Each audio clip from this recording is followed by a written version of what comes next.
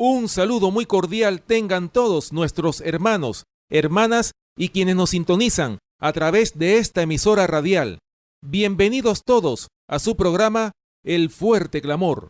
Habla para ustedes Ramsés Ágreda. Antes de comenzar, vamos a invitar la presencia de nuestro Padre Celestial con unas palabras de oración. Padre Celestial, te damos gracias porque nos das la oportunidad de poder salir al aire a través de esta emisora radial. Te damos gracias, Señor, por este privilegio y permite que este mensaje pueda llegar a todas las almas y todas aquellas almas que lo escuchen. Este mensaje sea de gran bendición. Permite que tu Santo Espíritu sea nuestro Maestro en nuestro medio y que todo lo que hablemos sea de gran bendición para todas las almas que escuchen este mensaje. Te lo pedimos en el nombre de Jesús. Amén. Hoy en nuestro programa hablaremos sobre el tema El mensaje de los tres ángeles, parte número 4. Recuerden nuestro punto de contacto, el correo electrónico elfuerteclamor@hotmail.com. Así que les invitamos en sus hogares a abrir sus Biblias para que juntos podamos estudiar este maravilloso mensaje. Bien, hermanos y hermanas que nos escuchan, hemos arribado así a la parte número 4 de este maravilloso mensaje de los tres ángeles, el mensaje de salvación, el mensaje que ha de preparar a un pueblo para que esté en pie ante la segunda venida de nuestro Señor y Salvador Jesucristo. Un pueblo que ha de estar preparado para ser salvo, para ser sellado para vida eterna. Hoy, la parte número 4, y como quedamos en el programa pasado, estamos analizando el mensaje del segundo ángel. Apocalipsis capítulo 14, versículo 8. Vamos a buscar en nuestras Biblias Apocalipsis capítulo 14, versículo 8.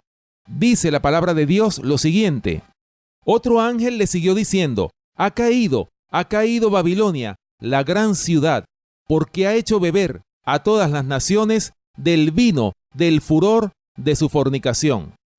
Bien, hermanos que me escuchan, nosotros habíamos estudiado en el programa pasado, comenzando el análisis del mensaje del segundo ángel de Apocalipsis 14:8, habíamos dicho o habíamos analizado la primera parte de este versículo que hablaba: ha caído Babilonia. Eso fue el contenido del programa pasado, de la parte número 3. Pero en esta parte vamos a continuar el análisis de este verso. Habla de que Babilonia es la gran ciudad. Ahora, ¿a qué se refiere con la gran ciudad? Vamos a buscar algunos versículos que hacen mención a la gran ciudad, o qué representa esa gran ciudad. Vamos a buscar en nuestras Biblias Apocalipsis capítulo 11, versículo 8. Dice: y sus cadáveres estarán en la plaza de la grande ciudad, que en sentido espiritual se llama Sodoma y Egipto, donde también nuestro Señor fue crucificado. Fíjense, hermanos y hermanas que me escuchan, esa gran ciudad no es una ciudad como las que menciona la Biblia del pasado. Esa gran ciudad representa en sentido espiritual, como lo dice este verso 8 de Apocalipsis 11, representa a Sodoma y Egipto. Dice: donde también nuestro Señor Jesucristo fue crucificado. Ahora, no quiere decir exactamente que el Señor fue crucificado solamente en Jerusalén. Nosotros, hermanos y hermanas que nos escuchan, todos los días, cuando pecamos, cuando hacemos lo contrario a lo que dice nuestro Señor Jesucristo, nuestro Padre Celestial, estamos pecando, estamos crucificando de nuevo al Señor Jesucristo en cualquier lugar. Puede ser aquí en Venezuela, puede ser en Estados Unidos, puede ser en México, puede ser en Argentina, puede ser en Europa, puede ser en Asia. En cualquier lugar donde estemos, estamos crucificando al Señor cada vez que pecamos, cada vez que estamos contrarios. Aún así, dice Jehová. Así que, hermanos, la gran ciudad puede representar cualquier escenario, puede ser cualquier lugar donde esté contendiéndose el bien y el mal, es decir, cualquier lugar donde estemos nosotros. Eso es la gran ciudad. Como lo dice aquí, en sentido espiritual se llama Sodoma y Egipto. Ahora, Vamos a buscar otro versículo en Apocalipsis, capítulo 16, versículo 19, hablando también sobre la gran ciudad. Dice Apocalipsis 16, verso 19, lo siguiente: y la gran ciudad fue dividida en 3 partes, y las ciudades de las naciones cayeron, y la gran Babilonia vino en memoria delante de Dios para darle el cáliz del vino del ardor de su ira. Fíjense, hermanos y hermanas que me escuchan, en el programa pasado estábamos hablando de la caída de Babilonia, y justamente esa gran Babilonia, esa gran ciudad va a caer. Está profetizado aquí en Apocalipsis capítulo 18 y en Apocalipsis capítulo 14, que es el verso que estamos estudiando nosotros. Es decir, Babilonia va a caer. La confusión, que nosotros habíamos dicho que Babilonia representa confusión, la confusión va a llegar a su fin. ¿Por qué? Porque la verdad va a prevalecer sobre el error. Hermanos, esa es la gran bendición que nos vienen a cada uno de nosotros. ¿Por qué? Porque Babilonia va a caer finalmente y va a levantarse la bandera de la verdad, la bandera del mensaje de los 3 ángeles. Este mensaje que nosotros estamos presentando para ustedes hoy día. Bien, así que hermanos, hablando de la gran ciudad, vamos a buscar en Apocalipsis capítulo 18. En este capítulo del libro de Apocalipsis está una descripción de lo que es esta gran ciudad y cómo los moradores de la tierra van a hacer lamentación sobre ella cuando esta gran ciudad perezca, porque dice claramente el verso que les acabo de leer de Apocalipsis capítulo 16, versículo 19, dice que la gran ciudad fue dividida en 3 partes y las ciudades de las naciones cayeron. Es decir, que finalmente esa gran ciudad que habla este libro del Apocalipsis va a caer. Vamos a buscarlo en Apocalipsis capítulo 18, versículos del 6 hasta el 24. Aquí describe la caída de esa gran ciudad que se llama Babilonia. Dice Apocalipsis capítulo 18, versículos del 6 hasta el 24 lo siguiente: dadle a ella como ella os ha dado, y pagadle doble según sus obras. En el cáliz que ella preparó bebida, preparadle a ella el doble. Cuanto ella se ha glorificado y ha vivido en deleites, tanto dadle de tormento y llanto, porque dice en su corazón: yo estoy sentada como reina, y no soy viuda, y no veré llanto, por lo cual en un solo día vendrán sus plagas, muerte, llanto y hambre, y será quemada con fuego, porque poderoso es Dios el Señor que la juzga. Y los reyes de la tierra que han fornicado con ella y con ella han vivido en deleites, llorarán y harán lamentación sobre ella cuando vean el humo de su incendio, parándose lejos por el temor de su tormento, diciendo: ¡ay, ay de la gran ciudad de Babilonia, la ciudad fuerte, porque en una hora vino tu juicio! Y los mercaderes de la tierra llorarán y hacen lamentación sobre ella, porque ninguno compra más sus mercaderías, mercadería de oro, de plata, de piedras preciosas, de perlas, de lino fino, de púrpura, de seda, de escarlata, de toda madera olorosa, de todo objeto de marfil, de todo objeto de madera preciosa, de cobre, de hierro y de mármol, y canela y especias aromáticas, incienso, mirra, olíbano, vino, aceite, flor de harina, trigo, bestias, ovejas, caballos y carros, y esclavos, almas de hombres. Los frutos codiciados por tu alma se apartaron de ti, y todas las cosas exquisitas y espléndidas te han faltado, y nunca más las hallarás. Los mercaderes de estas cosas que se han enriquecido a costa de ella se pararán lejos por el temor de su tormento, llorando y lamentando, y diciendo: ¡ay, ay de la gran ciudad, que estaba vestida de lino fino, de púrpura y de escarlata, y estaba adornada de oro, de piedras preciosas y de perlas, porque en una hora han sido consumidas tantas riquezas, y todo piloto y todos los que viajan en naves, y marineros, y todos los que trabajan en el mar, se pararon lejos, y viendo el humo de su incendio, dieron voces diciendo: ¿qué ciudad era semejante a esta gran ciudad? Y echaron polvo sobre sus cabezas,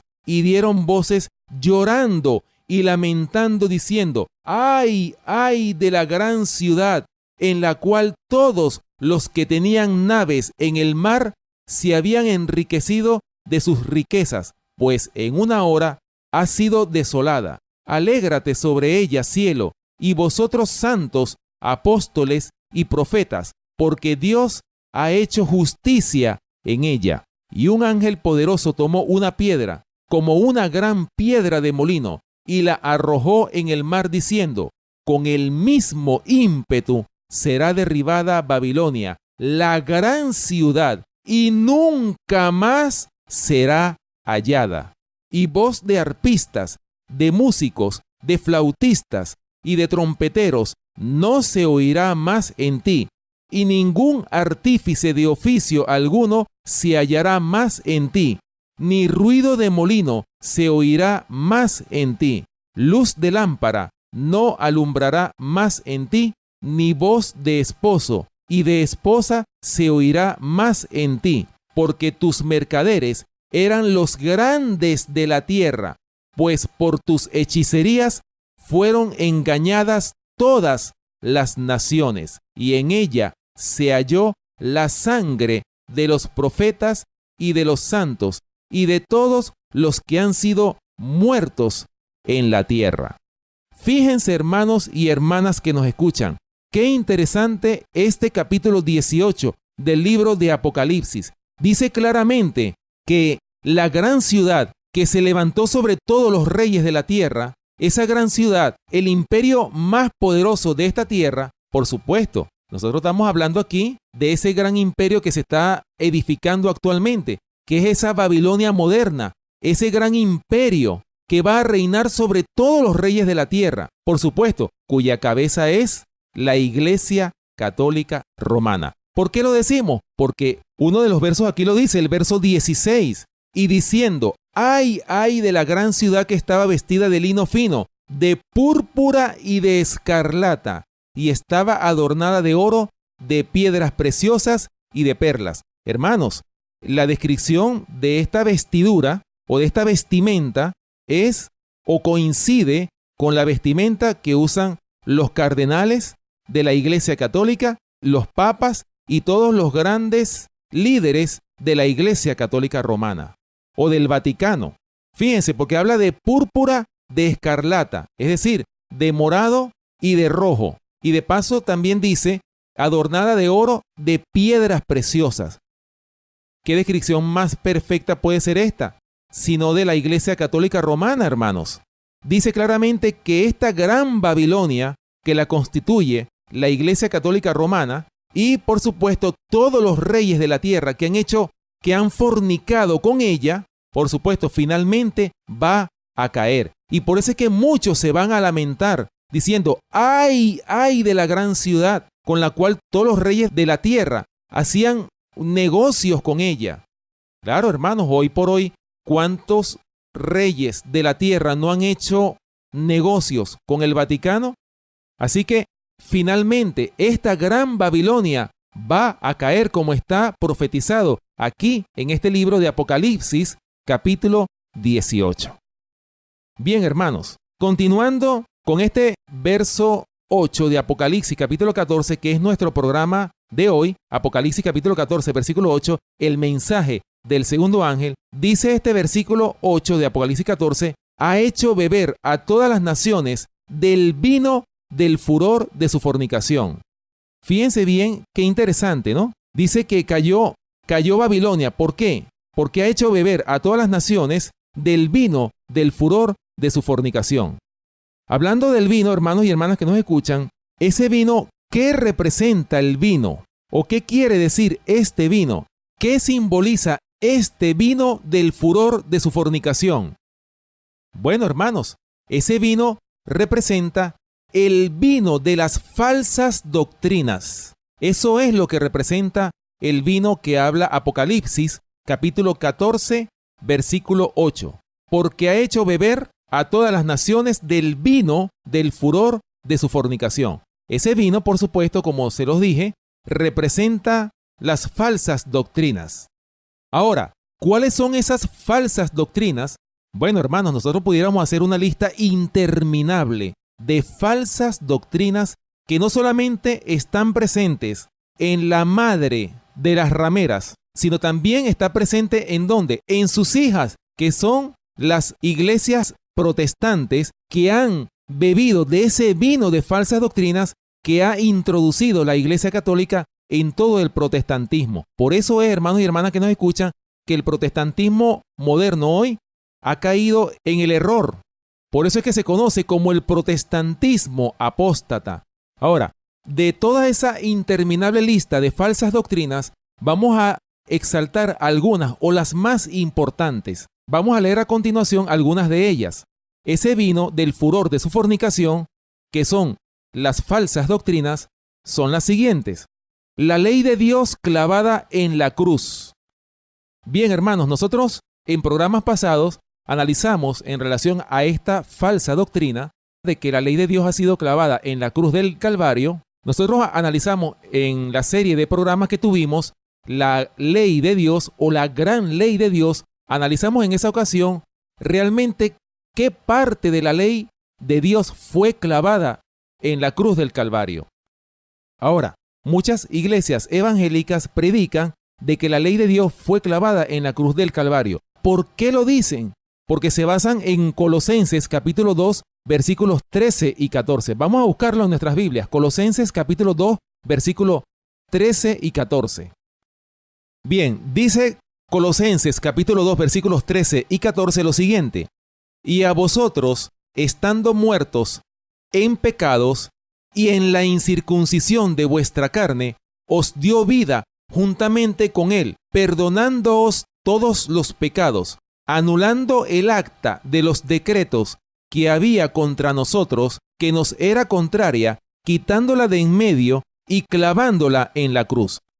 Fíjense, hermanos y hermanas que nos escuchan, aquí el apóstol Pablo, y nosotros lo explicamos en programas pasados, se refiere a que esa acta que era contraria a nosotros se refiere exactamente a la ley de los sacrificios y las ofrendas, la parte de la ley que fue clavada en la cruz del Calvario. Pero el decálogo, hermanos y hermanas que nos escuchan, está más vigente que nunca. La ley de Dios es tan eterna como el Padre que está en los cielos.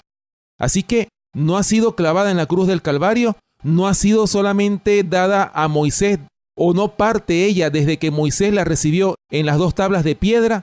No, hermanos, la ley de Dios, el decálogo, la ley moral o decálogo está vigente. La ley de Dios sigue estando vigente. Ahora, la parte, como les digo, que fue clavada en la cruz del Calvario, fue la ley de los sacrificios y las ofrendas. Es decir, cuando se sacrificaba un corderito para expiación de nuestros pecados. Eso está, por supuesto, en el Antiguo Testamento. Y recuerden que cada corderito que se ofrecía por causa de un pecado que se cometía, apuntaba ¿a quién? Al Cordero de Dios que quita el pecado del mundo. Ya nosotros lo explicamos en programas pasados. Bien, vamos a buscar otro versículo que también habla sobre la parte de la ley que fue clavada en la cruz del Calvario. Daniel capítulo 9, versículo 27. Dice, y por otra semana confirmará el pacto con muchos. A la mitad de la semana hará cesar el sacrificio y la ofrenda. Fíjense, hermanos y hermanas que nos escuchan. Aquí está claro en este versículo, en el verso 27 de Daniel, capítulo 9. Dice claramente que a la mitad de la semana hará cesar el sacrificio y la ofrenda. Lo dice claramente. Es decir, la parte de la ley que fue clavada en la cruz del Calvario fue la ley de los sacrificios y las ofrendas. ¿Por qué, hermanos? Porque el Cordero de Dios que quita el pecado del mundo, que es nuestro Señor y Salvador Jesucristo, cuando murió en la cruz del Calvario, ya no era válido sacrificar animales. ¿Por qué? Porque la sangre de animales no puede expiar los pecados. No tiene los méritos, sino es la sangre de Cristo la que tiene los méritos suficientes para que usted y yo podamos ser limpios de los pecados. Bien, hermano, eso es con respecto a esta falsa doctrina que se ha levantado en nuestros tiempos, como lo es que la ley de Dios, el decálogo, porque cuando se habla de la ley de Dios, la mayoría generaliza y dicen que toda la ley fue clavada en la cruz del Calvario y que ya somos salvos por gracia. Hermanos, no es así. Nosotros lo demostramos en esos programas pasados. La ley está vigente. Hoy por hoy está vigente, porque si estuviera abolida la ley de Dios, entonces pudiéramos matar, pudiéramos cometer adulterio tranquilamente, pudiéramos quitarle el esposo o la esposa a alguien. Hermanos, no. El cielo se rige por una ley. Este mundo se rige por leyes. Entonces no podemos decir que la ley de Dios fue clavada en la cruz del Calvario, hablando o generalizando. No, la ley sigue vigente. Así que eso en relación a la ley de Dios clavada en la cruz. Otra falsa doctrina, la inmortalidad del alma. Bueno, hermano, este es un tema del cual todavía no hemos hablado en este programa El Fuerte Clamor, pero vamos a tener un futuro programa que hable sobre la inmortalidad del alma. Este es un tema que vale la pena explicarlo a todos nuestros hermanos y hermanas que nos escuchan. ¿A dónde va el alma cuando muere? Hermanos, el alma no es inmortal. Una vez que usted muere, una vez que la persona muere, esa alma va al polvo de la tierra y el espíritu está en reposo, va a Dios que lo dio.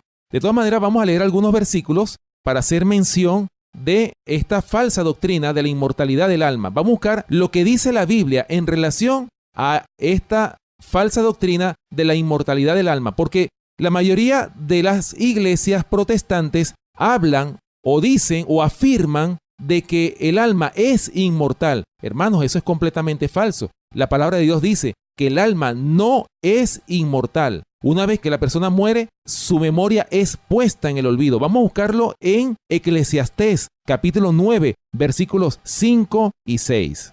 Dice: porque los que viven saben que han de morir, pero los muertos nada saben, ni tienen más paga, porque su memoria es puesta en olvido. También su amor y su odio y su envidia fenecieron ya, y nunca más tendrán parte en todo lo que se hace debajo del sol. Bien, hermanos, ahí está, el sabio Salomón lo está afirmando. Porque los que viven saben que han de morir, pero los muertos nada saben. ¿Por qué no saben nada? Bueno, porque su memoria es puesta en olvido. O sea, su memoria no recuerda más nada. Y nunca más tendrán parte en todo lo que se hace debajo del sol. Una persona cuando muere ya no tiene más parte, ya murió. Bien, otro versículo para demostrar esta falsa doctrina. Vamos a buscar el Salmo 146, versículos 3 y 4. Salmo 146, versículos 3 y 4. No confiéis en los príncipes, ni en hijo de hombre, porque no hay en él salvación, pues sale su aliento y vuelve a la tierra. En ese mismo día perecen sus pensamientos. Fíjense, hermanos y hermanas que nos escuchan, el Salmo 146, versículos 3 y 4 afirman claramente que una vez que la persona muere, como lo dice el verso 4 especialmente, pues sale su aliento y vuelve a la tierra. En ese mismo día perecen sus pensamientos. Es decir, que no hay memoria en la persona que muere.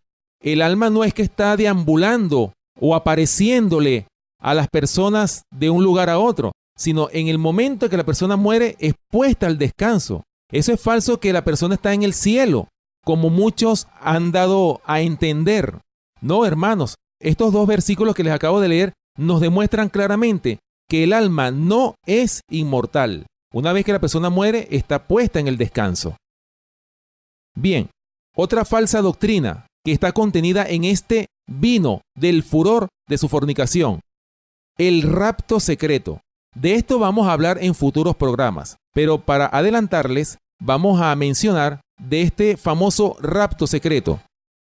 El rapto secreto es una doctrina que se ha levantado que dice que la iglesia que el Señor Jesucristo viene a buscar va a ser raptada y va a ser llevada al cielo. Y los que queden aquí en la tierra van a pasar por una tribulación o por 7 años de tribulación. Hermanos, eso es completamente falso. De eso vamos a hablar en futuros programas, pero ¿En qué se basa esta doctrina del rapto secreto? ¿De dónde la sacaron las iglesias evangélicas o las iglesias que defienden este punto de doctrina?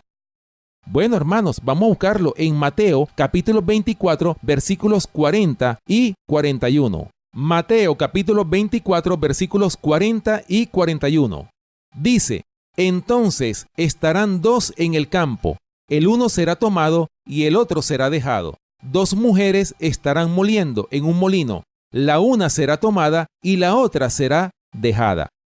Bien, hermanos, de estos versículos que están aquí en Mateo capítulo 24, versículos 40 y 41, de estos versos se ha tomado esta falsa doctrina del rapto secreto. Decimos falsa porque realmente el Señor no va a raptar a su iglesia en forma secreta o en forma misteriosa. ¿Por qué? Lo dice Primera de Tesalonicenses capítulo 4, versículos 16 y 17. Porque el mismo Señor, con voz de mando, con voz de arcángel y con trompeta de Dios, descenderá del cielo y los muertos en Cristo resucitarán primero.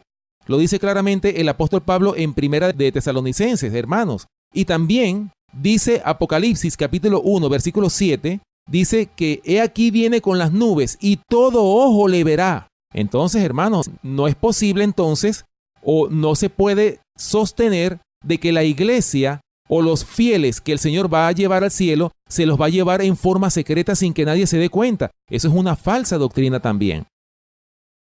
Otra falsa doctrina, la Virgen María. Bien, hermanos, la Iglesia Católica se ha encargado de levantar este Dios diferente del Dios creador de los cielos y de la tierra. Este es un Dios diferente. Y yo sé, hermanos y hermanas que nos escuchan, yo no quiero con estas palabras ofender a ningún grupo religioso. No es mi intención ponerme en contra de ninguno. Al contrario, yo quisiera que más bien ustedes, los que me escuchan a través de estos micrófonos, puedan abrir sus ojos, hermanos. Eso es una falsa doctrina. Así como les dije que los muertos nada saben, hermanos, ¿quién es la Virgen María? Como lo dicen muchos católicos que hablan de la Virgen María, que dicen que es la madre de Jesús. Claro, María, la bíblica, es la madre de Jesús, pero fue una mujer que cometió pecados también. Fue una mujer que fue pura, fue una mujer pura, fue una mujer justa, fue una mujer que el Señor Dios Todopoderoso vio que era la persona indicada para que en ella fuera concebido por obra y gracia del Espíritu Santo a nuestro Señor y Salvador Jesucristo. De ella, por supuesto, nació nuestro Señor y Salvador Jesucristo, el Hijo de Dios. Ahora, ella, por supuesto, ella murió, pero no es que está viva. De esto, de todas formas, vamos a hablar en futuros programas de una forma más detallada. Pero, hermanos, hablando en sí de la Virgen María, muchos católicos le piden es a la Virgen María que al mismo Dios, creador de los cielos y de la tierra.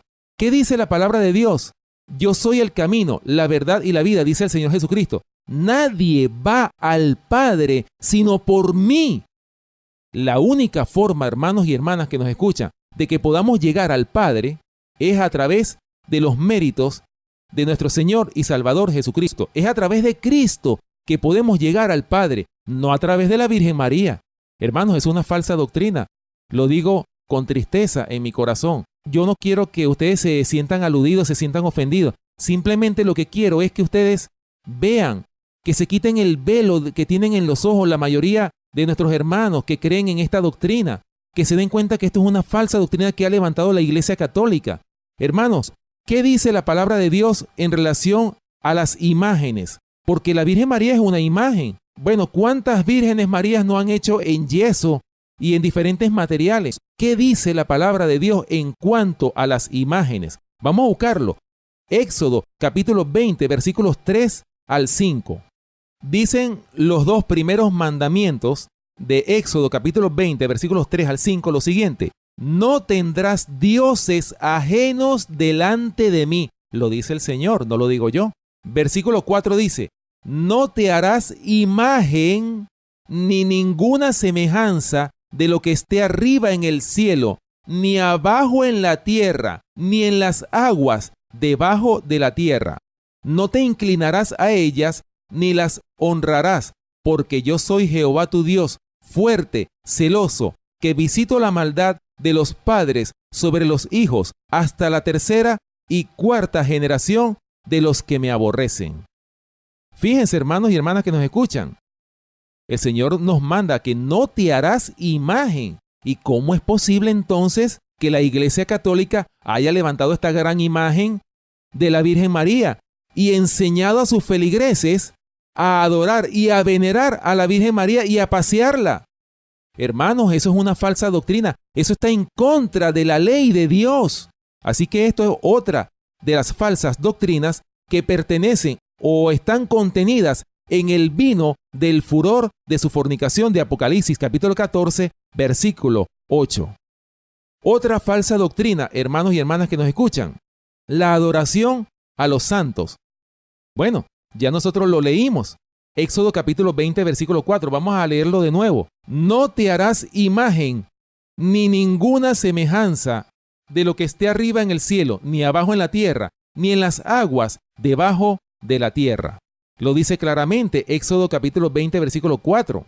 Y también en Deuteronomio capítulo 5, versículos 8 y 9 también lo dice. Dice Deuteronomio capítulo 5, versículos 8 y 9 lo siguiente. No harás para ti escultura, ni imagen alguna de cosa que esté arriba en los cielos, ni abajo en la tierra, ni en las aguas debajo de la tierra. No te inclinarás a ellas, ni las servirás, porque yo soy Jehová tu Dios, fuerte, celoso, que visito la maldad de los padres sobre los hijos hasta la tercera y cuarta generación de los que me aborrecen. Hermanos, claramente lo dice la Biblia. No nos debemos hacer imágenes. ¿Y cómo es posible que la Iglesia Católica haya levantado tantas imágenes? Cada vez beatifica a santos nuevos. Hermanos, esto es contrario a lo que dice la palabra de Dios. Esto es el vino del furor de su fornicación. Otra falsa doctrina, el domingo como día del Señor. ¿Qué dice la palabra de Dios en Éxodo capítulo 20, versículos del 8 al 11? Dice: acuérdate del día sábado para santificarlo. 6 días trabajarás y harás toda tu obra, mas el séptimo día es reposo para Jehová tu Dios. No hagas en él obra alguna, tú, ni tu hijo, ni tu hija, ni tu siervo, ni tu criada, ni tu bestia, ni tu extranjero que está dentro de tus puertas, porque en 6 días hizo Jehová los cielos y la tierra, el mar y todas las cosas que en ellos hay, y reposó en el séptimo día. Por tanto, Jehová bendijo el día sábado y lo santificó. Ahí está, hermanos y hermanas que nos escuchan. Claramente el Señor lo ha dicho en su palabra.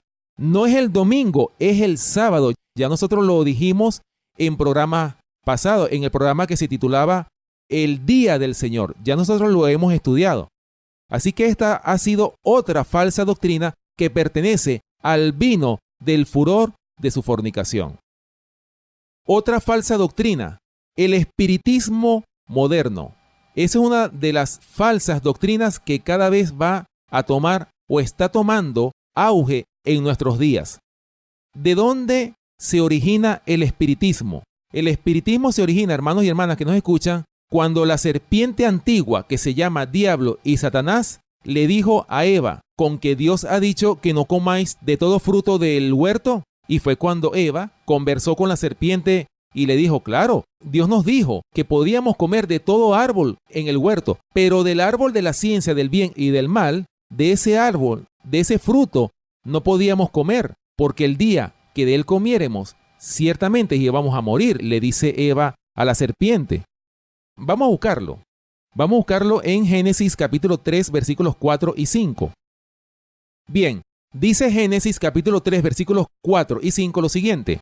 Entonces la serpiente dijo a la mujer: no moriréis, sino que sabe Dios que el día que comáis de él serán abiertos vuestros ojos, y seréis como Dios, sabiendo el bien y el mal.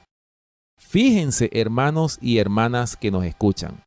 Aquí la serpiente le estaba diciendo a Eva: no moriréis, contradiciendo lo que Dios había dicho a Adán y a Eva, que no debían comer del árbol de la ciencia del bien y del mal, sino de todos los árboles que estaban en el huerto. De eso sí podían comer, porque el día que comieren del árbol de la ciencia del bien y del mal, iban a morir.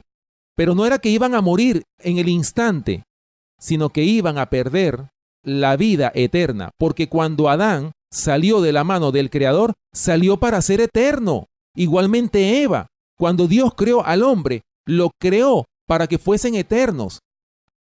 Lamentablemente, cuando Adán y Eva pecaron, cuando comieron del fruto prohibido, lamentablemente esa vida eterna se terminó a partir de ese momento en que ellos transgredieron el mandato expreso del Creador de los cielos y de la tierra cuando les dijo: mas del árbol de la ciencia del bien y del mal no comeréis de él, porque el día que de él comieren, ciertamente morirán. Y efectivamente así fue, hermanos y hermanas que nos escuchan, tristemente. Así que de ahí, cuando Satanás le dijo: no moriréis, ¿qué significan estas palabras? Hermanos, esto es el principio de la inmortalidad del alma.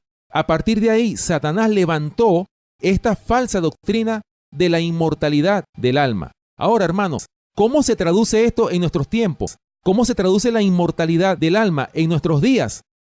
Hermanos, cuando un pastor o ministro predica desde los púlpitos de las iglesias modernas de hoy las falsas doctrinas, hermanos, están introduciendo espiritismo. Están diciendo que Dios es mentiroso, tristemente. Por eso, hermanos, tenemos que tener cuidado con esto. El espiritismo moderno se está introduciendo de una forma muy sutil. Cuando alguien predica el error, eso es espiritismo moderno, disfrazado de doctrina de luz. Así que tenemos que tener mucho cuidado con esto. Por eso es, hermanos y hermanas que nos escuchan, que el Señor nos manda a salir de Babilonia. Otra falsa doctrina que se ha levantado, la falsa naturaleza de Cristo. Bueno, hermanos, hoy por hoy se está hablando de que Cristo, nuestro Salvador, tomó la naturaleza humana de Adán antes de la caída. Imagínense ustedes, hermanos, qué terrible esta aseveración. Imagínense ustedes, hermanos, pensar de que el Señor Jesucristo tomó la naturaleza humana de Adán antes de la caída. Están diciendo con esto de que Cristo no es nuestro Salvador, porque entonces Él venció el pecado porque entonces tenía la ventaja de Adán antes de caer en el pecado. Eso es completamente falso, hermano.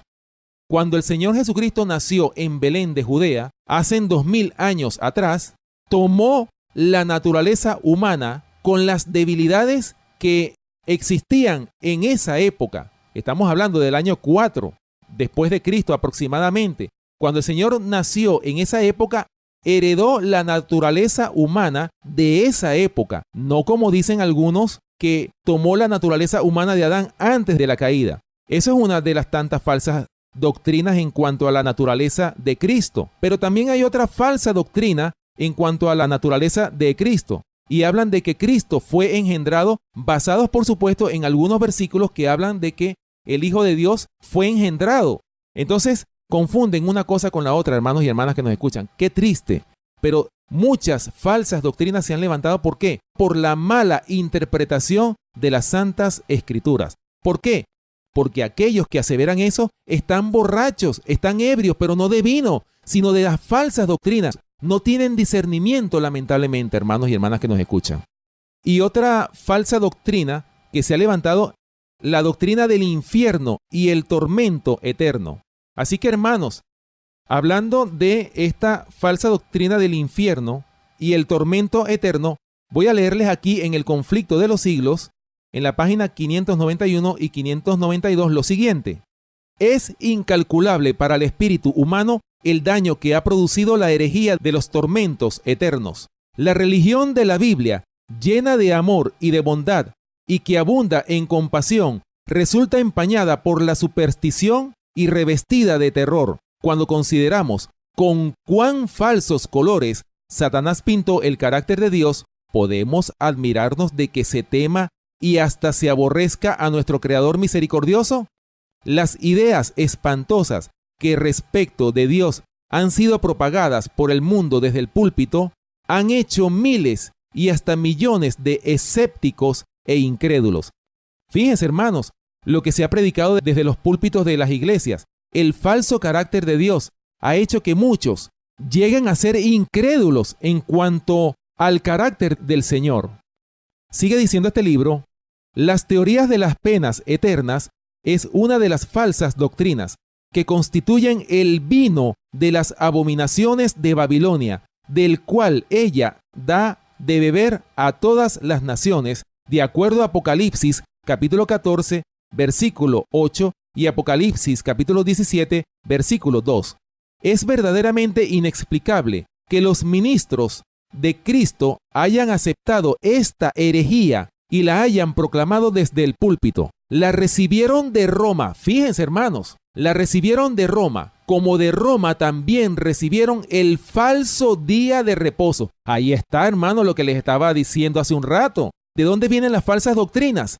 De Roma. Roma las introdujo ¿dónde? En las diferentes iglesias evangélicas que existen en la actualidad. Es cierto que dicha herejía ha sido enseñada por hombres piadosos y eminentes, pero la luz sobre este asunto no les había sido dada como a nosotros. Eran responsables tan solo por la luz que brillaba en su tiempo. Nosotros tenemos que responder por la que brilla en nuestros días. Si nos alejamos del testimonio de la palabra de Dios y aceptamos falsas doctrinas, porque nuestros padres las enseñaron, caemos bajo la condenación pronunciada contra Babilonia. Estamos bebiendo del vino de sus abominaciones. Fíjense, hermanos y hermanas que nos escuchan, qué interesante lo que dice este libro, ¿verdad? En relación a lo que enseñan de la teoría de los tormentos eternos. Sigue diciendo este libro, muchos a quienes subleva la doctrina de los tormentos eternos se lanzan al error opuesto.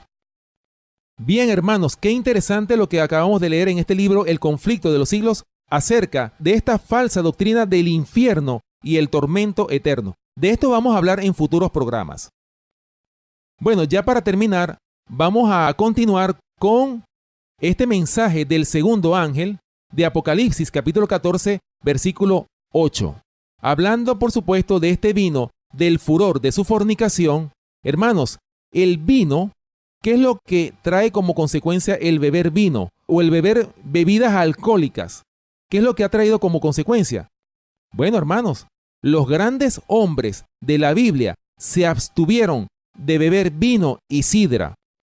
Hablando, por supuesto, del vino como bebida, vamos a analizar qué dice la Biblia en relación al vino, pero el vino físico. Ahora sí vamos a hablar del vino físico, no el vino como falsas doctrinas, sino el vino físico. ¿Qué es lo que trae como consecuencia el beber el vino? Vamos a buscarlo en Levítico capítulo 10, versículos 9 y 10. Dice, tú y tus hijos contigo no beberéis vino ni sidra cuando entréis en el tabernáculo de reunión para que no muráis. Estatuto perpetuo será para vuestras generaciones, para poder discernir entre lo santo y lo profano, y entre lo inmundo y lo limpio. Fíjense, hermanos y hermanas que nos escuchan, aquí en el libro de Levítico nos muestra claramente todos aquellos hijos de los sacerdotes o todo sacerdote que iba a ministrar en el tabernáculo, en el santuario, pertenecientes por supuesto a la tribu de Leví, tenían que abstenerse de beber vino y sidra. ¿Por qué? Porque dice claramente para poder discernir entre lo santo y lo profano. Ahora, hermanos, fíjense cómo se pierde el poder de discernimiento cuando una persona está bajo los efectos de las bebidas alcohólicas. ¿Qué es lo que trae como consecuencia el consumir bebidas alcohólicas? Que la persona no tenga discernimiento, no tiene su razonamiento claro, está embotada por el efecto de las bebidas alcohólicas. Y bajo el efecto de las bebidas alcohólicas se han cometido crímenes, se han cometido todas las iniquidades y todas las vilezas más grandes que ustedes se puedan imaginar. Todo se ha cometido bajo los efectos de las bebidas embriagantes. Bien, vamos a leer otro versículo. Números capítulo 6, versículos del 1 al 3.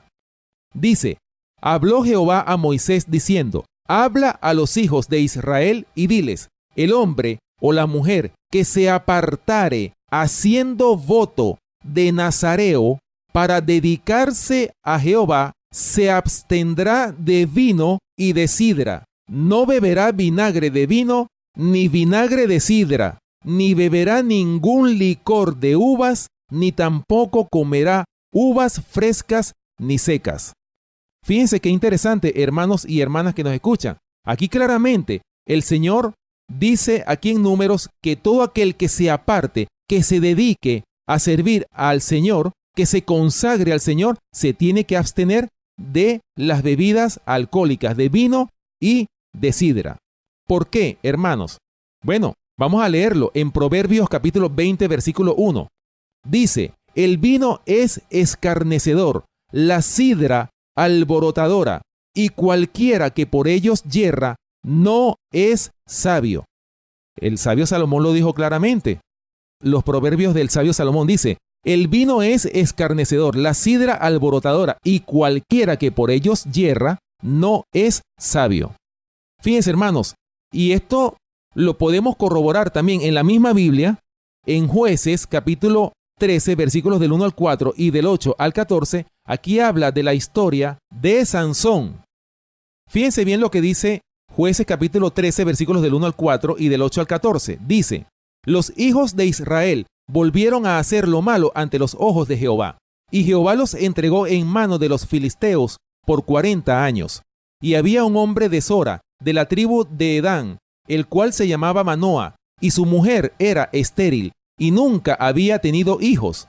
A esta mujer apareció el ángel de Jehová y le dijo, he aquí que tú eres estéril, y nunca has tenido hijos, pero concebirás y darás a luz un hijo. Ahora pues, no bebas vino ni sidra, ni comas cosa inmunda. Qué interesante, ¿no? Cómo el Señor le dice claramente que se tenían que abstener de vino y de sidra. ¿Por qué? Porque el hijo que iba a tener la mujer de Manoa, que era Sansón, iba a ser nazareo, iba a estar dedicado para los oficios sagrados del Señor.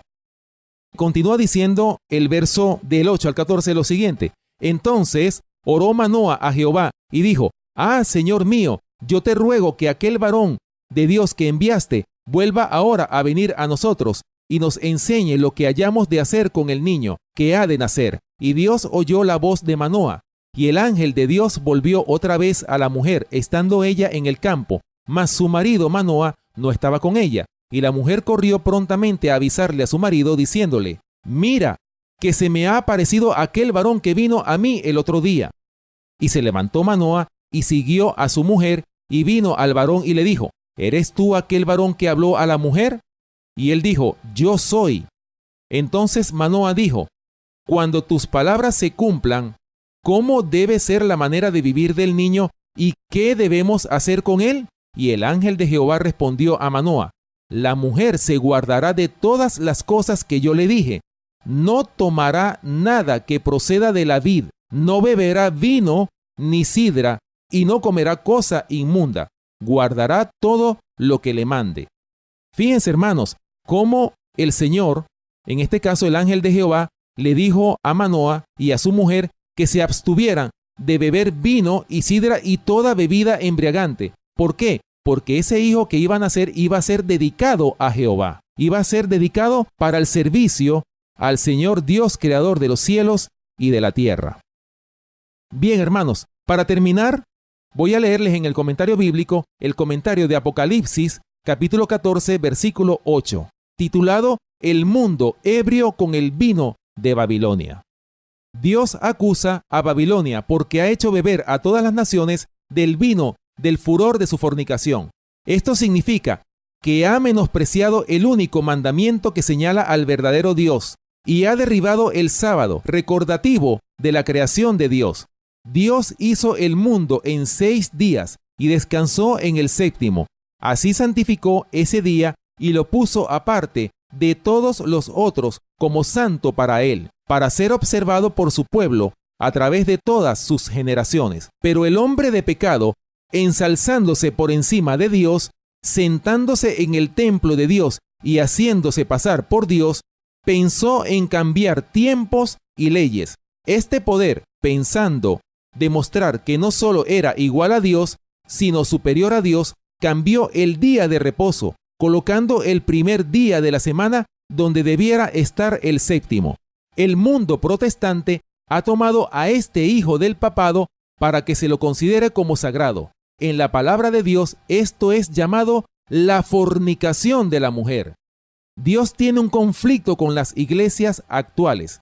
Ellas están cumpliendo la profecía de Juan. Todas las naciones han bebido del vino del furor de su fornicación. Se han divorciado de Dios al negarse a recibir el sello divino. No tienen el espíritu del pueblo leal que guarda los mandamientos de Dios. Y las gentes del mundo, al dar su sanción a un falso día de reposo y hollar bajo sus pies el día de reposo del Señor, han bebido del vino del furor de su fornicación. Bien, hermanos y hermanas que nos escuchan, hemos llegado al final de nuestro programa por el día de hoy. Les invitamos a que nos sintonicen la próxima semana en este mismo horario. Recuerden nuestro punto de contacto, el correo electrónico elfuerteclamor@hotmail.com. Gracias por permitirnos entrar a sus hogares a través de esta emisora radial. Si Dios nos da la vida, estaremos con ustedes hasta la próxima oportunidad. Que el Señor les bendiga.